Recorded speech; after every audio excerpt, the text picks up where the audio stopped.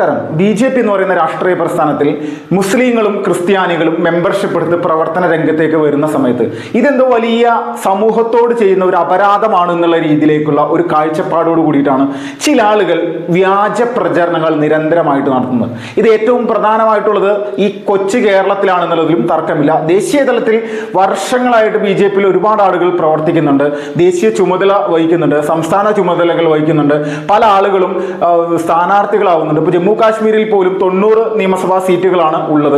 അവിടെ 40 സീറ്റിലും മുസ്ലിം സ്ഥാനാർത്ഥികളാണ്. അപ്പോൾ ഇതൊക്കെ BJP എന്ന് പറയുന്ന രാഷ്ട്രീയ പ്രസ്ഥാനത്തെ സമൂഹത്തിലുള്ള എല്ലാവിധ വിഭാഗത്തിലെയും ആളുകളും ഒരുപോലെ BJPയെ കാണുന്നു എന്നുള്ളത് തന്നെയാണ്. പക്ഷെ വ്യാജ പ്രചരണങ്ങളിൽ വീണു പോകുന്ന തരത്തിലേക്കുള്ള പല പ്രവർത്തനങ്ങളും പല ആളുകളുടെ ഭാഗത്തു നിന്നും ഉണ്ടായിക്കൊണ്ടിരിക്കുന്നു. വ്യാജ പ്രചരണങ്ങൾ ഏറ്റവും കൂടുതൽ നടത്തുന്നത് സുഡാപ്പികളും അന്തംകമ്മികളുമാണെന്നുള്ളതിൽ തർക്കമില്ല. പിന്നെ കോൺഗ്രസ്സുകാരും ഇതിനെ വലിയ രീതിയിൽ ഈ സംഭവത്തിന് കൂട്ടുനിൽക്കുന്നു. BJPയിലേക്ക് ഒരു കാരണവശാലും ന്യൂനപക്ഷങ്ങൾ പോകരുത്, ന്യൂനപക്ഷങ്ങൾ ഇവരിൽ നിന്ന് അകന്നു നിൽക്കണം, എന്നാൽ മാത്രമേ തങ്ങൾ മുന്നോട്ട് വെക്കുന്ന പല വോട്ട് ബാങ്ക് രാഷ്ട്രീയത്തിനും ഇത് എന്നും ഒരു മുതൽക്കൂട്ടാവുകയുള്ളൂ. ഒരു കാരണവശാലും BJPയിലേക്കാരും പോകരുത്. ഇപ്പോൾ പ്രധാനമായിട്ട് ഇന്ന് ഒരു വാർത്ത പുറത്തു വന്നിട്ടുണ്ട്. ഇപ്പോൾ തൃശ്ശൂർ ജില്ലയിലെ കുന്നംകുളം പന്നിത്തടം എന്ന് പറയുന്ന സ്ഥലത്ത് ഒരു പ്രമുഖനായിട്ടുള്ള ഒരു വ്യക്തി, ഉസ്മാൻ സാഹിബ് എന്നാണ് അദ്ദേഹത്തിന്റെ പേര്, അത്യാവശ്യം മോശമില്ലാത്ത ബിസിനസ് സ്ഥാപനങ്ങളും അതോടൊപ്പം തന്നെ ഹോസ്പിറ്റലും ഇങ്ങനെയുള്ള സംവിധാനങ്ങളൊക്കെ ഉള്ള ഒരാൾ തന്നെയാണ്. കൂട്ടത്തിൽ പ്രധാനമായിട്ട് അദ്ദേഹം മഹല്ല് കമ്മിറ്റി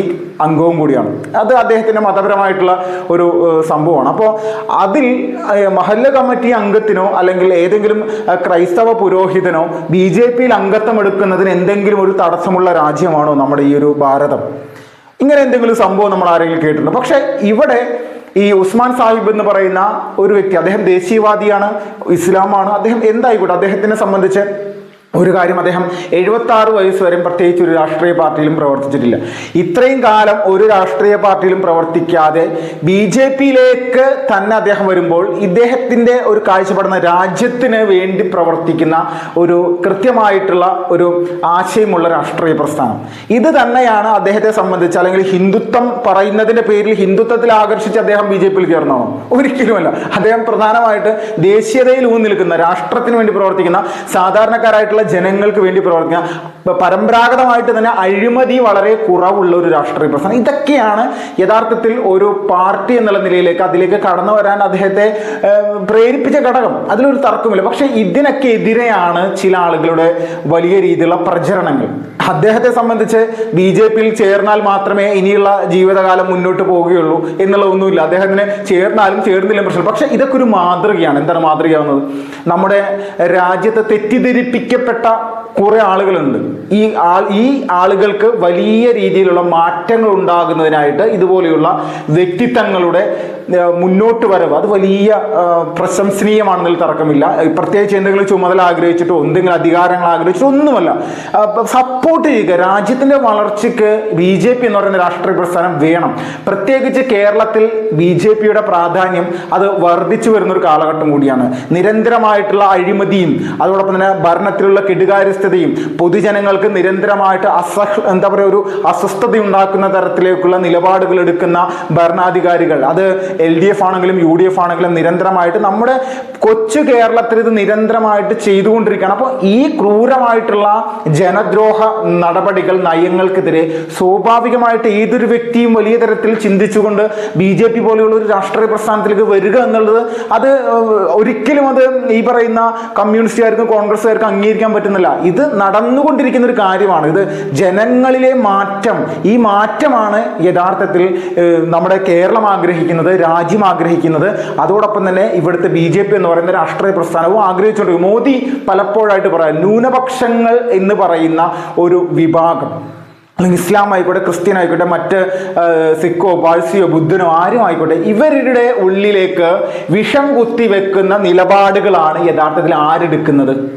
ഇവിടുത്തെ ഇന്ത്യ മുന്നണി എന്ന് പറയുന്ന സംവിധാനം നിരന്തരമായിട്ട് എടുത്തുകൊണ്ടിരിക്കും. ഇവർ പറയുന്ന ഒരു സംസാര രീതി കേട്ട് കഴിഞ്ഞ് നമ്മൾക്ക് പോലും ചില സമയത്ത് നാണം വരുന്ന രീതിയിൽ അത്രത്തോളം വികൃതമായിട്ടുള്ള മാനസികാവസ്ഥയോട് കൂടിയിട്ട് തെറ്റിദ്ധാരണ ഉണ്ടാക്കുന്ന തരത്തിലേക്കുള്ള കാര്യങ്ങൾ ഇങ്ങനെ പ്രചരിപ്പിച്ചു കൊണ്ടേയിരിക്കും. ഈ പ്രചരണത്തിൻ്റെ പ്രധാനപ്പെട്ട ഒരു കേരള പ്രദക്ഷിണം എന്ന് പറഞ്ഞിട്ടൊരു ഒരു യൂട്യൂബ് ചാനൽ, ആ യൂട്യൂബ് ചാനലിൽ ഒരു അവതാരകൻ ഇരുന്ന് പറയുന്ന കുറച്ച് കാര്യങ്ങൾ കിട്ടും. എന്നുവെച്ചാൽ ഈ ചെയ്ത വ്യക്തി ചെയ്ത ഏറ്റവും വലിയ വിഡ്ഢിത്തമാണ് ബി ജെ പിയിൽ ചേർന്നത്. എന്നുവെച്ചാൽ ന്യൂനപക്ഷങ്ങളെ ഇല്ലായ്മ ചെയ്യാൻ വേണ്ടി പ്രവർത്തിക്കുന്ന ഒരു പ്രസ്ഥാനമാണ് ബി ജെ പി എന്നുള്ള തരത്തിലേക്ക് പച്ചക്കിരുന്ന് പറയുകയാണ്.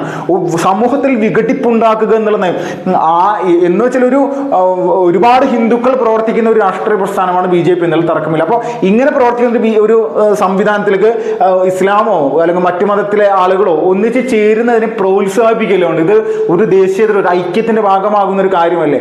ഇവിടെ ബി ജെ പി ഒഴികെയുള്ള രാഷ്ട്രീയ പ്രസ്ഥാനങ്ങളിലും സംഘടനകളിലും മാത്രമേ മുസ്ലിങ്ങൾക്കും ക്രിസ്ത്യാനികൾക്കും പ്രവർത്തിക്കാൻ പാടുള്ളൂ എന്നുള്ള രീതിയിലേക്ക് നമ്മുടെ സമൂഹത്തിൽ എത്രത്തോളം വലിയ രീതിയിൽ വർഗീയ ചിന്താഗതിയോട് കൂടിയിട്ടുള്ള വിദ്വേഷം പ്രചരിപ്പിക്കുക, ഇതാണ് ഇവർ ചെയ്തുകൊണ്ടിരിക്കുന്നത്. ഇത് തീർച്ചയായിട്ടും ഇതൊക്കെ കൃത്യമായിട്ട് നമ്മുടെ പൊതുസമൂഹം മനസ്സിലാക്കി ഇതിനെതിരെ പ്രതികരിക്കേണ്ടത് കേസ് കൊടുത്തോ മറ്റുള്ള രീതിയിലോ അക്രമത്തിലൂടെ ഒന്നുമല്ല. കൃത്യമായിട്ട് ബി ജെ പി എന്ന് പറയുന്ന രാഷ്ട്രീയ പ്രസ്ഥാനത്തിൽ ചേർന്ന് നിന്നുകൊണ്ട് തങ്ങൾ ഈ രാഷ്ട്രീയ പ്രസ്ഥാനത്തിന്റെ ഭാഗമായി കഴിഞ്ഞാൽ ഇവിടെ എന്താണ് സംഭവിക്കുക എന്നുള്ള നിലപാടെടുക്കുകയാണ്. അപ്പോൾ ഈ നിലപാട് ഇപ്പൊ കുറെ നാളുകളായിട്ട് നമ്മുടെ രാജ്യത്തുള്ള പ്രധാനപ്പെട്ട പല വ്യക്തികളുടെ ഭാഗത്ത് നിന്നുണ്ടായിക്കൊണ്ടിരിക്കുന്നത് വലിയ പ്രോത്സാഹനം, നമ്മുടെ രാഷ്ട്രത്തിന്റെ ഉയർച്ചയ്ക്ക് പ്രോത്സാഹനം ഉണ്ടാക്കുന്ന കാര്യമാണ്, തർക്കമില്ല. ഇത് ജനങ്ങളും അല്ലെങ്കിൽ വളർന്നു വരുന്ന തലമുറയും അറിയണം. യുവജനങ്ങളുടെ വോട്ടുകൾ എങ്ങനെ തൃശ്ശൂരിൽ സുരേഷ് ഗോപി എന്ന് പറയുന്ന വ്യക്തിക്ക് ലഭിച്ചു എന്നുള്ളത് നോക്കിക്കഴിഞ്ഞാൽ പ്രായമായ ആളുകളുടെ വോട്ടുകൾ മാത്രമാണോ സുരേഷ് ഗോപിക്ക് ലഭിച്ചത് തൃശ്ശൂർ ജില്ലയിൽ അല്ലെങ്കിൽ തൃശ്ശൂർ പാർലമെന്റ് മണ്ഡലത്തിൽ? അങ്ങനെ ഒരിക്കലും ആ രീതിയിൽ ചെയ്യുമ്പോൾ യുവജനങ്ങളെല്ലാം ഈ പറയുന്ന വർഗീയത മുന്നോട്ട് വെക്കുന്ന ബി ജെ പിയെ തള്ളിക്കളഞ്ഞിരിക്കുകയാണെന്നാണ് പറയുന്നത്. അപ്പോൾ ബി ജെ പി മുന്നോട്ട് വെക്കുന്ന ആശയം പച്ചയായ വർഗീയത ആണെങ്കിൽ എങ്ങനെയാണ് കേരളത്തിലുള്ള സാംസ്കാരിക നഗരം എന്ന് തൃശ്ശൂരിനെ പറയും, ഈ സ്ഥലത്ത് എങ്ങനെ സുരേഷ് ഗോപിക്ക് വിജയിക്കാൻ സാധിച്ചു?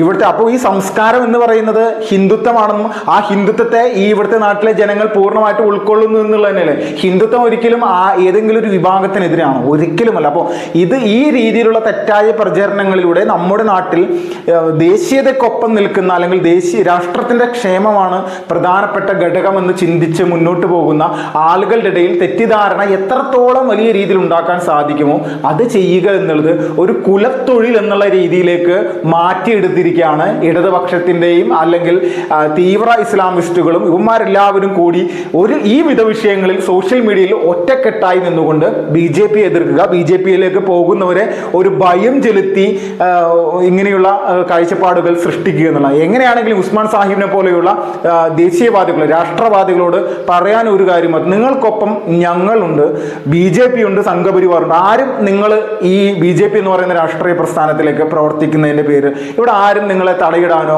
അല്ലെങ്കിൽ ഷർട്ടിന്റെ കോളറിന് കുത്തിപ്പിടിക്കാനോ ഒരുത്തരും വരാൻ പോകുന്നില്ല. ധൈര്യമായിട്ട് പ്രവർത്തിക്കാൻ സാധിക്കും, അതിലൊരു തർക്കമില്ല.